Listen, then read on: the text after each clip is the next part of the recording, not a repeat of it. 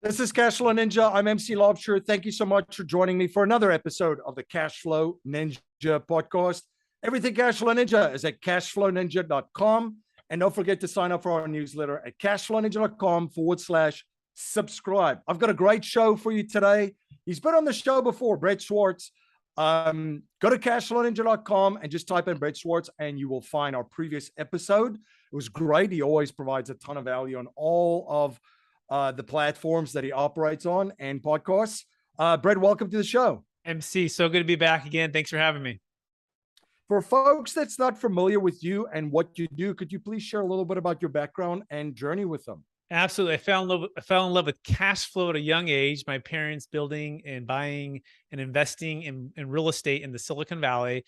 These are the MC Hammer days. This is the 1990s. This is, hard work, hammer, putting up drywall, driving around the Bobcat, and just seeing how a business can be run and the opportunity to kind of have more upside than you typically would. And then with real estate. And so fast forward, I went to college, had a chance to play some basketball in college on scholarship, which was really cool for a 6-foot white guy, to be able to hoop a little bit and get that to pay for school. A small private school, nothing crazy.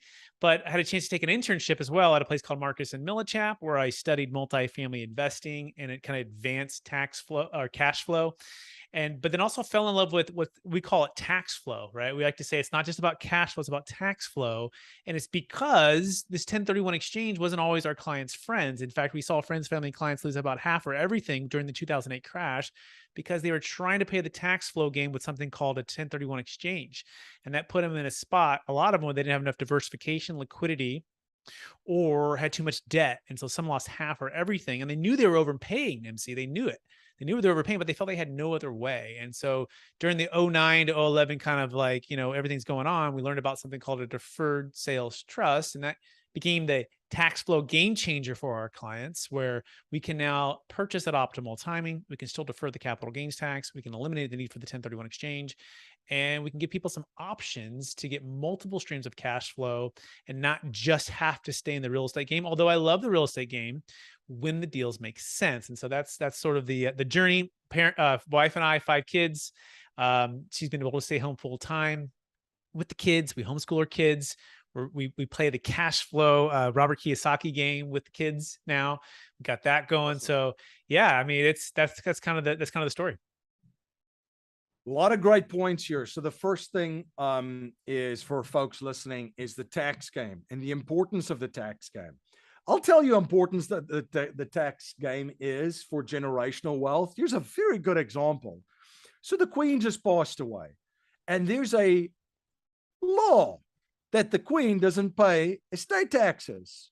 Just something in there. I'm shocked at it, really. But essentially, there's an estate tax in the UK of up to 40%, right? Which doesn't apply to the ruling class, the royals.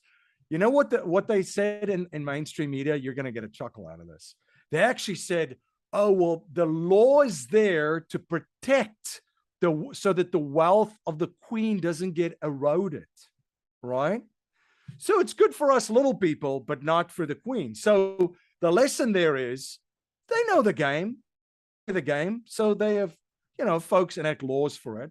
But the tax game is very, very important, very important. It's not what you make, it's what you keep.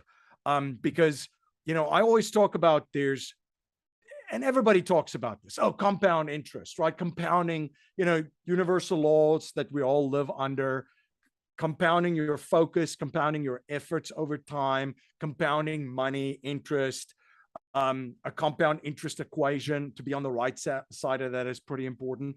But we are all starting from a position of being on the wrong side of a compound interest equation, the tax equation.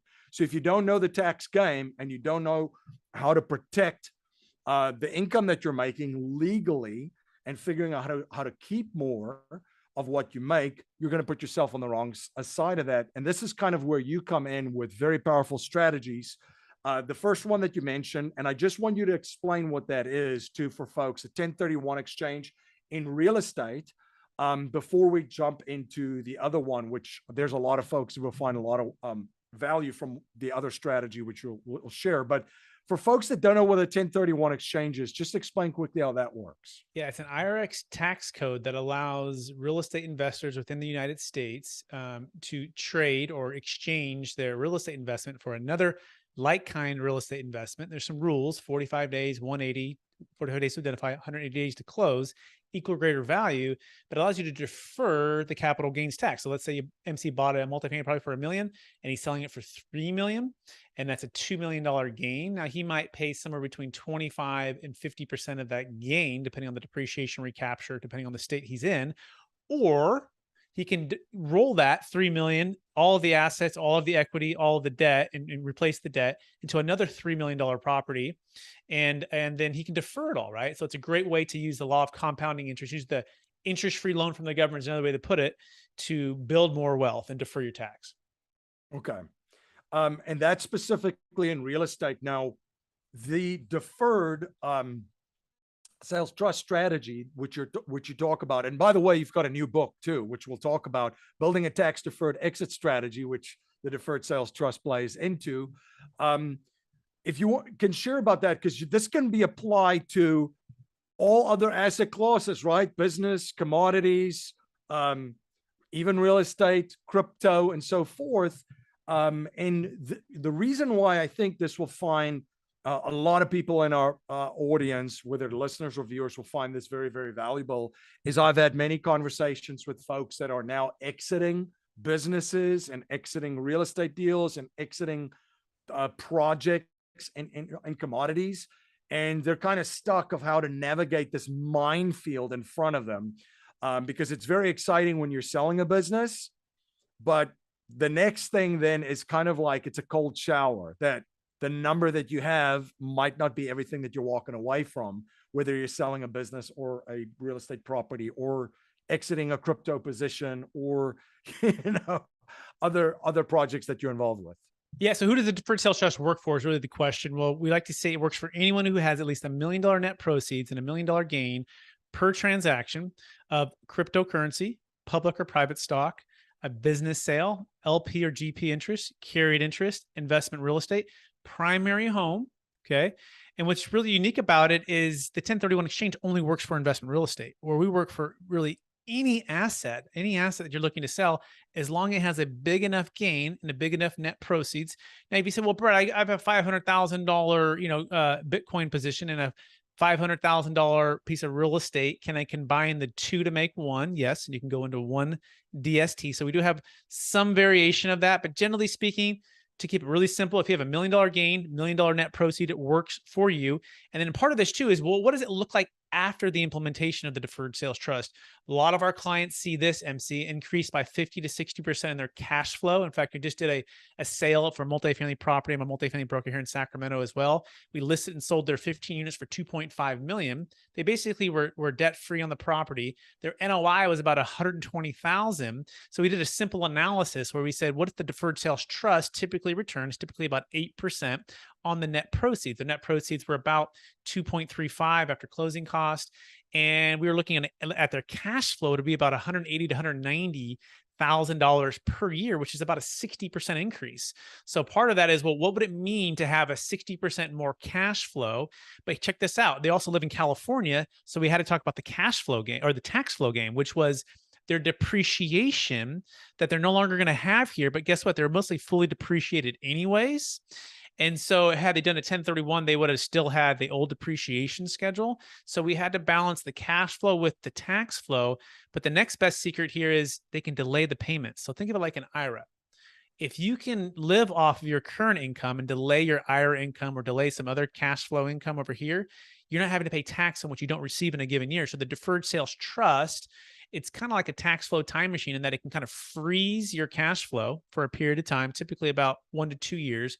And all of that $190,000 of cash flow can compound on top of itself, okay, like an IRA would, and grow tax-free in its investments until you start receiving payments. And so these are all that's a lot in like 30 seconds there. but think of it like in a Rubik's Cube. People show up to us and we're trying to, solve the problem, because that's really what we're in the business of doing. And it kind of goes to your point on the estate tax, right?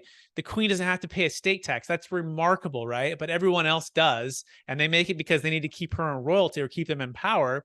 So you go, well, what's your problem? The problem is estate tax. So what's going to solve for that? Well, we have something called a Deferred Sales Trust Plus, which we think is vital to the cash flow and the tax flow of ultra high net worth individuals within the US, which is about 24 million married, 12 million single. Those are set to cut in half in about 2 years, those exemptions. And the question is your capital inside of your taxable estate, or is it outside?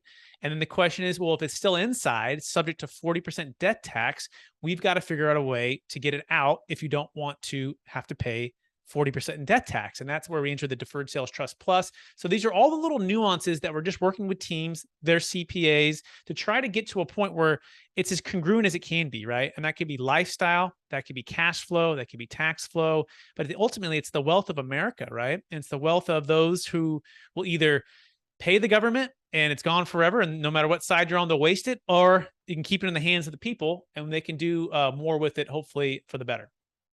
Yep. Absolutely. Now let's talk about the process. So if somebody is in the position to sell, whether it's a business or a property, at what stage do they need to start thinking about setting this up? Obviously not at the closing table. How many months before that? Like, what's kind of, how do folks start the process of working with you? Great question. Step one is clarify your capital gains tax. You already talked about that $1 million net proceeds, $1 million gain. Step two is to get with us at a no-cost complimentary analysis of your asset, of your exit plan, working with your M&A advisors, your commercial real estate brokers, your real estate agent, your financial advisor, your CPA, to find out if the deferred sales trust is even a good fit for you. Who's it not a good fit for? Or someone who wants to spend all the money on personal stuff, all of their primary home, and wants to just spend it. That's not tax deferred. But as long as you want to invest it and live off some of the interest, like it's probably a no-brainer if it's $1 million net proceed, $1 million gain. Step three is we literally form the trust. You pick a name of it. We could call it the MC Hammer Deferred Sales Trust, right? We could call it the MC DST 2022, and it has own EIN. So the tax attorney will establish that. And then the next step would be just inserting that into an addendum into the purchase and sale agreement before the buyer has removed contingencies. If the buyer has removed contingencies, it is too late unless, and I mean all contingencies, as long as there's at least one remaining, we're okay. If there's an investment real estate property, we can send it to a qualified intermediary, and we've got a chance we got a window there to use the deferred sales trust. But everything else, like business sales, real estate, primary homes, basically non-investment real estate, we need to set up prior to the transfer of the capital and prior to the buyer remove all contingencies. So the earlier the better, MC. People hear about this and it's overwhelming, right? They're like, millions of dollars, my biggest exit, this new person I'm hearing on a podcast or YouTube channel. And so we just say, get with us early, talk with our references clients. We like to say 30, 60, 90 days before, but even we have deals that we've been working on for a couple of years. And so deals move at the speed of trust. And so the more we can get to know, like, and trust one another, the better and the quicker we can move.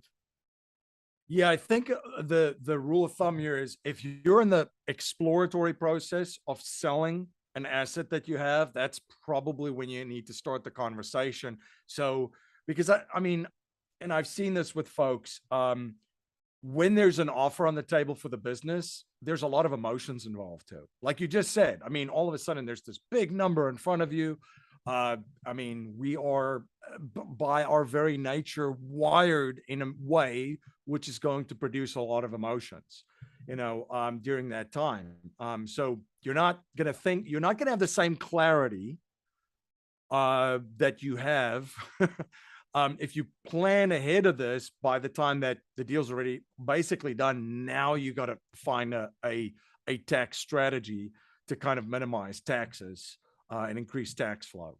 Yeah, the way we say is the best time to plan is when you don't need to plan. It's like the whole Mike Tyson thing, right? Everyone has a plan until they get hit in the face, in the boxing match. So the best time is not to be waiting and you're 2 weeks from closing and it's $1 million tax bill you're about to get in the face, and all of a sudden you're scrambling to find that plan. So yeah, so pre-plan and connect with us, and we're happy to complimentarily walk you through everything. If it doesn't work out, no problem. If your deal doesn't close, no problem. You don't owe us anything. We work on a conditional basis. All right, so let's talk about the book, Building a Tax Deferred Exit Strategy. There we go. Tell me more about the book. And what can, yeah, walk us through what you cover in the book surrounding the strategy, because this will be another great resource for folks that have assets that in the future will need or looking to exit it at some stage. You know, this is a great part of your education as a business owner and as an investor. Yeah, there's a quote that says ideas plus inspiration can lead to change or massive action, right? Ideas plus inspiration. And that's my number one goal here, is to give you the idea of the deferred sales trust and then the inspiration to take action on it, and overcome the false beliefs of it's too good to be true. How do we know it's legal? What's the track record? How did you learn about it, Brett? How do you apply it to your clients? And we like to say it's the proven playbook for unlocking your ideal wealth plan when selling assets of any kind for yourself or your clients. And it's my journey from like really zero. Like I had zero, CPA, tax flow knowledge. And I was just a regular broker, wannabe entrepreneur who was helping people buy and sell real estate, became like a ninja in the 1031 exchange. And then because of the crash and because of all the pain and the blood in the streets, if you will, financially for my clients, friends, and family, we were, in a sense, forced to really look, what we providing is the best thing for clients in this 1031 exchange. And we quickly found out that no, in fact, that was the enemy. It should have been the opposite. We should have known something that was different than having them to have to overpay for properties.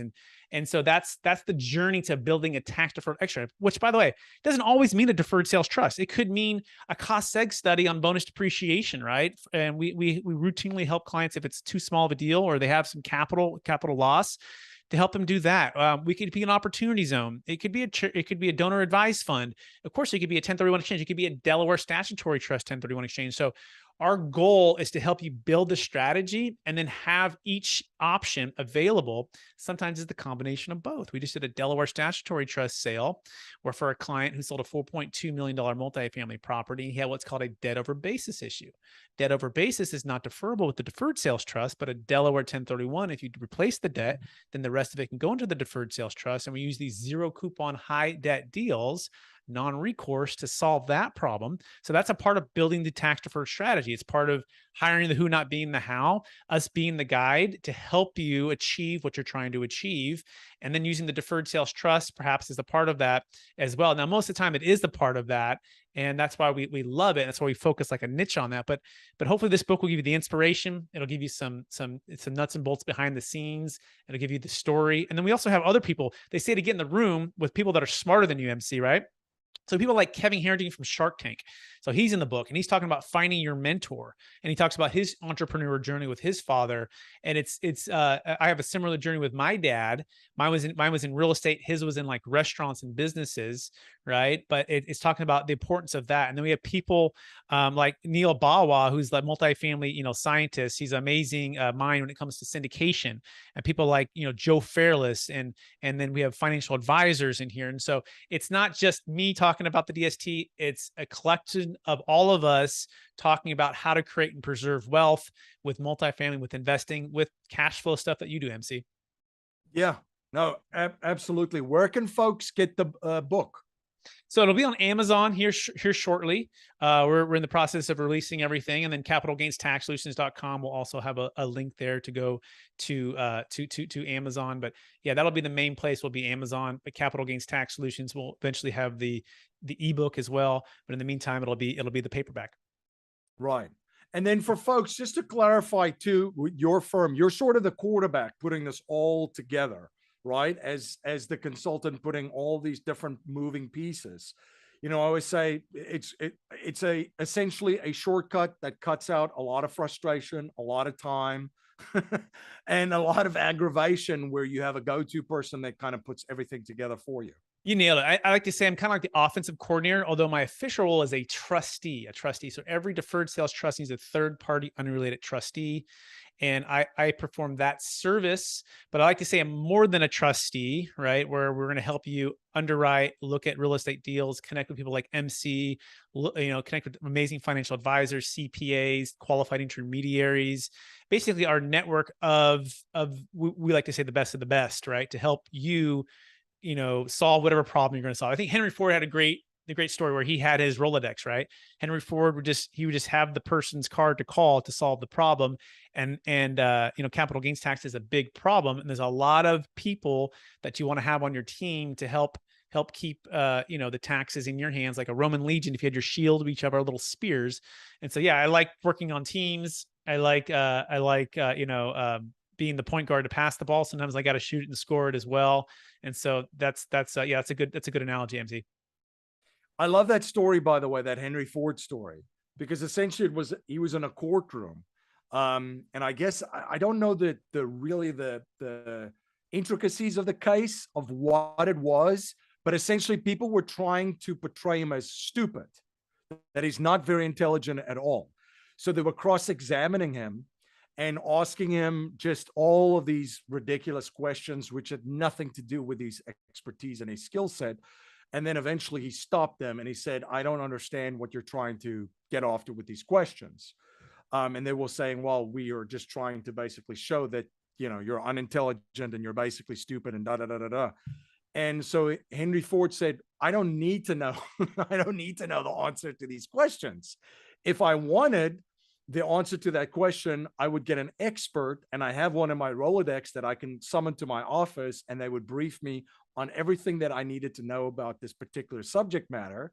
And I would make a decision based on that. And I mean, the whole court was like basically floored. So I love that story. But yeah, he's like, so you can ask him anything because he can go through his Rolodex, summon the person, they'll come in, he'll know everything that he needs to know in order to make a decision in the context of what he needs that knowledge for, right? And that's a great point. I mean, on this Deferred Sales Trust, people see me online in the podcast and the YouTube, and I'm still just the nurse. The brain surgeon is a CPA tax attorney who's faced the IRS over 20 times and has had a perfect track record, has wrote a private letter ruling, and it's thousands of closes, billions under management. And they're the ones that do the surgery. And I'm kind of the nurse that helps check in and then does the ongoing maintenance or management of the trust along with the third party financial advisor. And so it's the team aspect of this. And I like to call this gentleman, I think he's like I feel like he's like the Elon Musk of tax. Like he's brilliant. He's one of those guys where you get in the room and you're just learning every time. And since 2009, the 10,000 hours, I just keep learning and learning and learning. I'm like writing notes down again. I'm like, wow, you said it so well. And when you know someone knows something to its core and essence of the law, and as a CPA and a tax attorney, right? And it's such a brilliant strategy the way he's figured it out, that you just keep learning, right? And that's the beauty of this. It's challenging. You get to learn, you get to grow, and you get to help transform people's lives with tax. And it's cool. And also with cash flow, right? Because it leads into the next business venture or the next real estate development, which I don't really touch on, by the way. Once the funds are invested, you can go into multiple cash flowing deals. You can go into your own deals. You can go to passive deals. You can go to new business ventures. You can put it into lending. You can put it into the stock market. You can put it into crypto. I mean, you could literally diversify into multiple cash flowing streams of income within the trust. So like, let's imagine you're selling a $50 million property or $5 million apartment complex, and all of your equity is tied to that one deal and it's kind of ready to harvest. Well, if you can now unlock that capital and redeploy and plant seeds into multiple things and help you to diversify, now those have a chance to grow into harvest, right? So that's what the Deferred Sales Trust unlocks, is that freedom and opportunity. Yep, absolutely. And we have on a previous episode walk through step by step and explore that also in much more detail. So definitely check it out at cashflowninja.com and just type in Brett Swarts or Deferred Sales Trust. What are you currently learning and studying these days? You're always into personal growth and always learning, and a very curious guy, which I am as well. What are you learning and studying these days? Yeah, the biggest one is the art of communication and or negotiation. And I keep coming back to Chris Voss and the book Never Split the Difference. In fact, I just signed up for the masterclass. If you haven't heard of this, it's a pretty cool service. It's like $180, but you get to watch, Steph Curry does a master class on basketball, and I play basketball. And I went back and over the weekend I was studying the best shooter in the history of basketball. I grew up playing basketball, and I was always the best shooter on my team. And I'm just learning from him. Same thing from Chris Voss. I've listened to his masterclass, and it's not just negotiating deals. It's negotiating with your family. It's communicating with your family and your friends and all of these things. And the art of mirroring and labeling and connecting in an empathetic way. And so that's been a really big one, because MC, I talk, right? My wife's more of the listener, and I've got to learn to be more of the listener, right? And so that one is really great. Chris Voss, Never Split the Difference. Awesome. Awesome. And then the book, I mean, it's a, it's quite a interesting project.